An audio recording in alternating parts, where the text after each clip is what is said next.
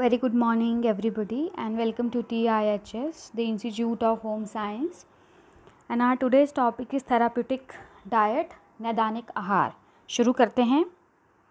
This is a food pyramid. यहाँ से question आपको आता है कि जो आपका फूड पिरामिड है, जो खाद्य पिरामिड है, उसका जो आधार है उसमें कौन कौन सी चीज़ें हैं, ठीक है, और जो टॉप में है उसमें कौन सी चीज़. So you just see it very attentively, you will get to know lot of things. जैसे कि इसके आधार में आप देख पा रहे हैं ना, होल ग्रेन्स है जिसकी 5 से 12 सर्विंग्स आपको लेनी है.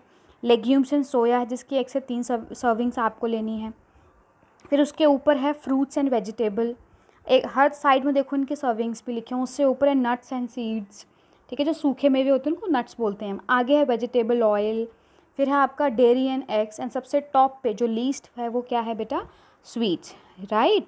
और साथ में यहाँ पे लिखा भी गया है कि आपको डेली एक्सरसाइज करनी है, वाटर लेना है, right, 8 glasses per day and sunlight 10 minutes a day to activate vitamin D. So let's move. Introduction लेते हैं बेटा हम नैदानिक आहार का. Modification in the normal diet. अब नॉर्मल डाइट में आप क्या खाते हो, आप दाल, चावल, रोटी, सब्ज़ी.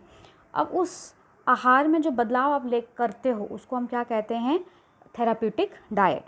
क्या उद्देश्य है, purpose is to hasten the process of cure, ताकि जो मेरा रोगी है वो जल्दी ठीक हो जाए. अब एग्जाम्पल के तौर पे जब आपको पेट दर्द होता है या लूज़ मोशन शुरू होता है तो आपकी मम्मी आपको पकौड़े नहीं खिलाती, वो आपको दलिया खिलाती है, वो आपको खिचड़ी खिलाती है, ताकि आप जल्दी से जल्दी ठीक हो सकें. एंड गिवन ड्यूरिंग इलनेस और after the illness to maintain the health. या फिर हम नैदानिक आहार कब देते हैं, बीमारी के दौरान या बीमारी के बाद भी. एग्जाम्पल के तौर पे किसी को डायबिटीज़ है तो हम डायबिटीज़ के लाइफ टाइम एक ऐसी प्रॉब्लम है जिसमें हमें उसमें उस आहार को दिमाग में रखना पड़ता है कि हम उसको जो है, जो हमारे सिंपल शुगर्स हैं वो हम उसको नहीं देंगे, हम उनको फाइबर रिच डाइट देंगे ताकि उसका जो हेल्थ है वो बरकरार रहे, इलनेस जो बीमारी है वो बढ़े नहीं. Now let's move. अब हम पढ़ेंगे आहार के प्रकार, मतलब जो हमारा नैदानिक आहार है वो कितने प्रकार के होते हैं. Let's study one by one. So पहला है क्लियर लिक्विड डाइट, साफ तरल आहार.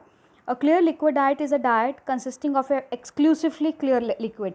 Clear liquid means कि यहाँ पे रेसिड्यू भी नहीं होना चाहिए. आप क्लियर लिक्विड में दूध भी नहीं दोगे क्योंकि दूध में रेसिड्यूज होते हैं, फाइबर काइंड ऑफ थिंग होती है उसमें, right. This diet may be prescribed as a part of a treatment और as a preparation for a surgery. Treatment के लिए या फिर जब सर्जरी होनी होती है किसी भी पेशेंट की तो उसको रिकमेंड किया जाता है कि भाई आप पहले जो है टिल 24 आवर्स तक आप जो है वो क्लियर लिक्विड ही लेना. Only given for 24 to 48 hours and at the gap of 1 to 2 hours, ठीक है. आपको जो है यहाँ पे जो टिक मार्क है, जैसे कि प्लेन टी ले ली बेटा आपने, क्लियर बेवरेज ले लिया, प्लेन जेलेटिन ले लिया, ब्लैक कॉफ़ी ले ली, क्लियर ब्रोथ, ये जो टिक मार्क हैं किए हुए these are the clear liquid diet example हैं. जो रॉन्ग हैं, अल्कोहल नहीं ले सकते आप, फ्रूट जूसेस विद पल्प नहीं लोगे, मिल्क नहीं लोगे, वेजिटेबल जूसेस नहीं लोगे, क्रीम सूप्स भी नहीं लोगे, ठीक है. आगे बढ़ते हैं. Now full liquid diet. The full liquid diet include mostly liquid and some food with small amount of fiber. उसमें आहार भी होगा आपका, उसमें कुछ मात्रा में आहार मतलब फाइबर भी होगा. आप उसके इसमें दूध दे सकते हो आप उसको, ठीक है. आप उसमें फ्रूट जूसेस भी दोगे, विद पल्प भी दे सकते हो आप. आगे बढ़ते हैं. सॉफ्ट डाइट, जो कोमल आहार होते हैं. Soft diet is made up of foods that are soft and easy to chew, जो चबाने में आसान हो और स्वॉलो करने में, निगलने में भी, ठीक है. एंड कंटेन लीस्ट फाइबर, और कम से कम उसमें रेशा हो.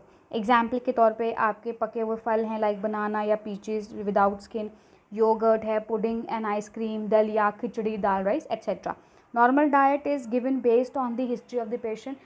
उसके हिस्ट्री को जानने के बाद ही हम उसको नॉर्मल डाइट प्रेस्क्राइब करते हैं.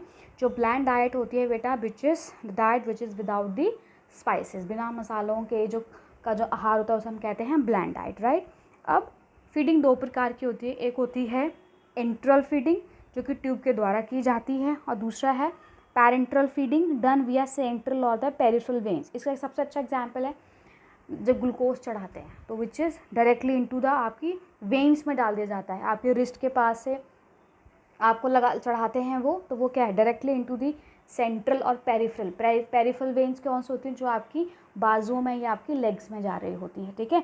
Even you can see in this picture also ठीक है, कि कौन सा वाला जो PPN है वो पार्शियल पैरेंटल न्यूट्रिशन है, जो TPN है which is total parental nutrition है। और यू कैन सी पार्शियल में देखो आम के ऊपर डाला हुआ है, ठीक है, और टोटल पैरेंटल में जो हार्ट की तरफ जो वेन्स है उनकी तरफ डाला हुआ है, देख रहे हैं।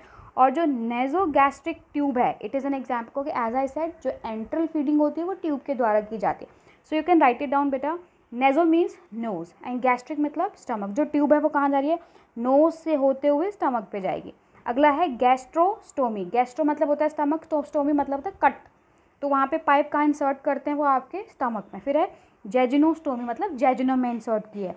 नेजो जेजिनल ट्यूब मतलब कि वो नोज से होते हुए कहाँ पे आई आपके जेजिनम। जेजिनम is a part of intestine, large intestine.